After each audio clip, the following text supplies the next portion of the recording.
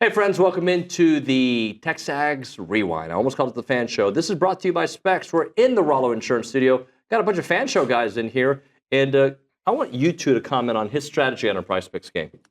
It was complete garbage, no analysis, and was just going the other way based on somebody else's picks. I award you no points. May God What have you mercy on just my said. soul. Hey, you know what? If I come back and win, it'll be genius. It'll be the greatest comeback in Prize Picks history. He'll be like the guy that accidentally, like somebody bumps into him and he accidentally throws a chip onto the roulette table. smart And it play. I lands mean, on we're him. all guessing as it is. I just decided to go with, you know what? If I end up winning, my strategy ends up being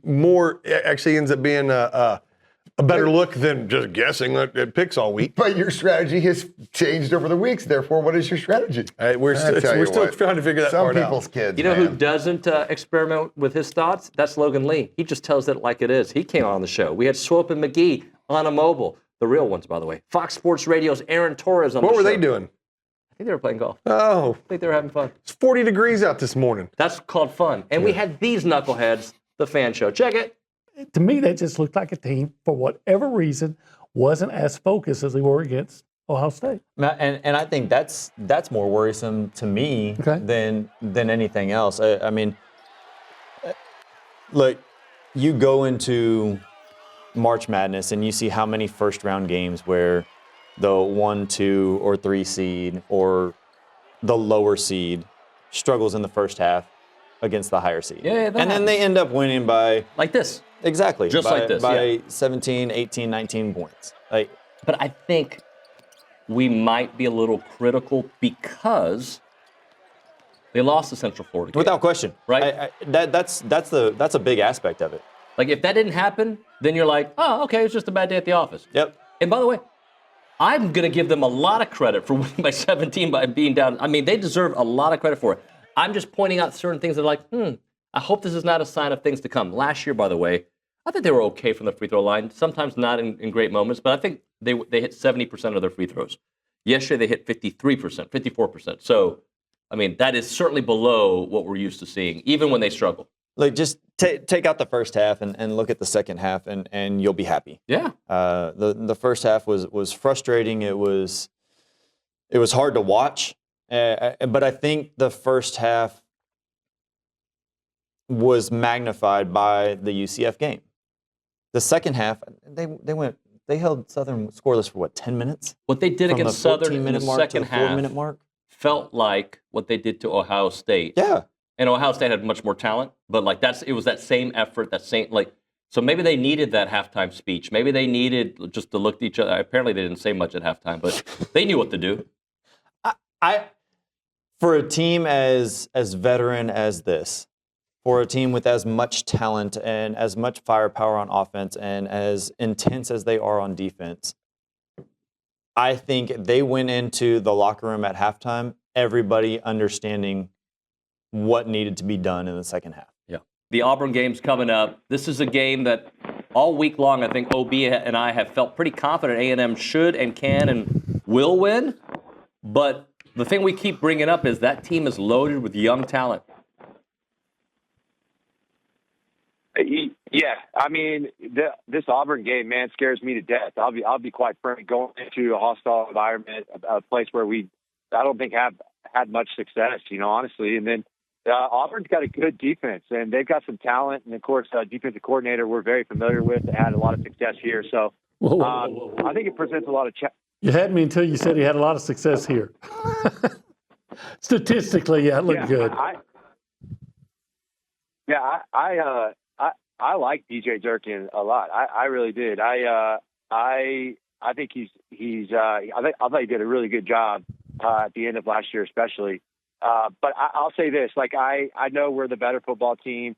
We should win this game, but I think it's going to be a hard win for us. Auburn has not been blown out this year at all. They've been a tough match, and they've really found ways to lose games they shouldn't have consistently this year. I think the one biggest advantage that we have is at quarterback position, which is obviously the most important position. And we just got to make sure he doesn't get hot, that he continues to turn the football over. We got to get pressure on him up front. But there's a game we definitely should win. But again, I don't think it's going to be a blowout. I think it's going to be a dogfight. We got to find a way to win it. I think that we just need to play one down at a time. We can't get ahead of ourselves, and we just, I think that we need to create turnovers. We need to take care of the football, and then we need some of these receivers to step up and have some big days. I think Barber and Noah Thomas both have some. I'm putting in the call that both those guys are going to have 100-yard days. I think that if we can, pass for 300+ yards and then pound the football, I think we'll be good. So I feel confident about this team and this coaching staff, and I think that it's going to be a tough task, but I think it's the SEC. You got to show up every week, and if we do, I think we can take care of business. Well, Swope, I'll just extend that a little bit by saying my point is don't make dumb mistakes. And I know we say that every week, like that's the key of every football game. But if A&M doesn't get extra dumb penalties, there's going to be some penalties, or dumb turnovers, they're going to win this game. I firmly believe that Auburn's going to have more turnovers if you play your game. Yep. Yeah, you're exactly right. We can't beat ourselves. We got to tackle. We just got to go back to the fundamentals. We're in the correct gaps. We're in the right spot. Now we just need to, finish the play. And ultimately, I think coach this bye week helped our, came out. I felt like we did a good job. So now we just need to go out and do it on the road. And I think Coach Elko, he's got this crew ready, and I think they're hungry, and I think it'll be a good day for us. Do you want the honest answer? Should I give the honest answer? Apparently not, because I know what you're going to say now. Let me give the counter to the other two. Listen, I actually think Indiana has a legitimate shot. I'll try to be quick. I know you got another guest coming up. Indiana's offense really struggled against Michigan 2 weeks ago, and that was obviously personnel-wise the closest thing that they've seen to Ohio State. Ole Miss, Florida, listen, I still think people don't realize how good the Ole Miss front is. And if you look at Florida, when they've had success this back half of the year, they've run the ball really well. Lagway's really good. I don't want to sound like I'm tearing him down, but he's completing like 56% of his passes. So you put more on his plate. You can't run the football. I worry about that. Again, with A&M, loud environment. It's senior day. You're on the road. Ole Miss and Indiana are on the road. A&M is on the road, having to get over the hump not over the hump, but get through Auburn to get to Texas. So I would say that's the most likely of the three. I don't know that I'm ready to pick Auburn to win outright. I think Ole Miss I think they're actually in pretty good shape. Indiana, I could actually see. I know we got to run. I know we're short on time. We got to. By the way, am I coming on next week? What's the deal with that? You got to keep me updated on that. You doing a show Thursday? We're probably going to record stuff for Thursday, so I'll get back to you. Okay. All right. Yeah. Do you want to no upsets this weekend though? No upsets. That's the theme of the last question. So. By the way, Ole Miss needs to get past Florida too. No doubt. So and Florida is fighting for their bowl lives, right? At 5-5. Well, they have an FCS team in the final game of the regular season. No, Florida State. Sorry, that's what I thought. Which is basically an FCS team. Yeah. Yeah, exactly. So, no, listen.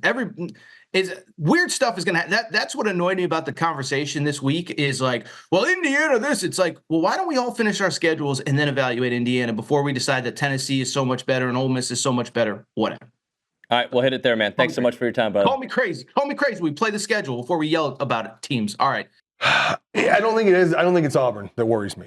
It's A&M. It's A&M. It's us that worries me. I don't think it has anything to do with Auburn. I think Auburn's going to go out and they're going to put a good defense on the field. I think they have a middle of the road offense. Not even that. I think they have almost a bad offense when it comes to being two-dimensional. I mean, they're good. They have a good running team. They have awesome receivers. They've got really good receivers. They just have a bad quarterback situation. So.